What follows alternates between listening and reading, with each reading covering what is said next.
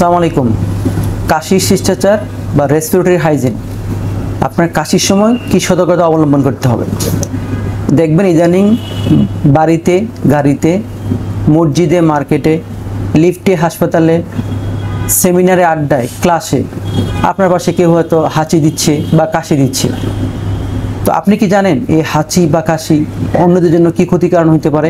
কেউ যেন একটা হাঁচি দেয়, ঠিক আছে, তখন এটা থেকে হাঁচি থেকে প্রায় 10,000 থেকে 10 লক্ষ জীবাণু আমাদের শরীর থেকে বের হয়ে আসে। এই জন্যই ইসলামে হাদিসে বলা আছে যে আমরা হাঁচির পর আলহামদুলিল্লাহ বলতে হবে, আল্লাহর প্রশংসা করতে হবে যে এতগুলো জীবাণু আপনার শরীর থেকে বের হয়ে গেল।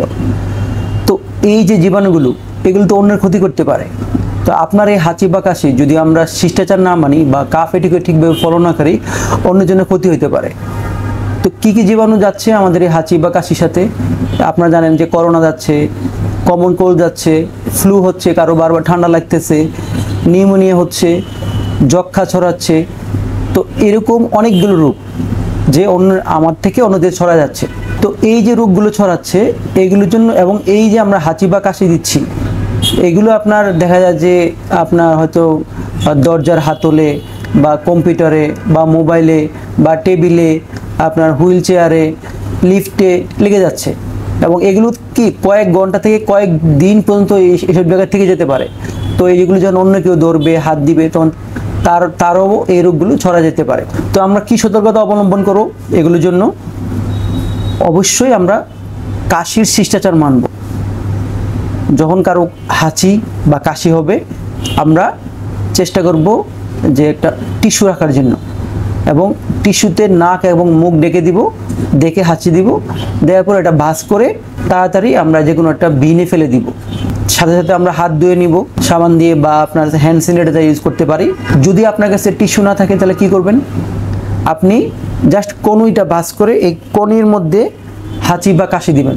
তাহলে কী হবে, জীবাণুটা ওই জায়গায় লেগে যাবে, আপনার আশেপাশে ছড়াবে না। আপনি তাড়াতাড়ি হাতটা ধুয়ে নিলেন। এখন মনে করেন জাস্ট এই দুইটা নিয়ম যদি মানেন, তাহলে আপনি আপনার মাধ্যমে অন্য কারো রোগ ছড়াবে না।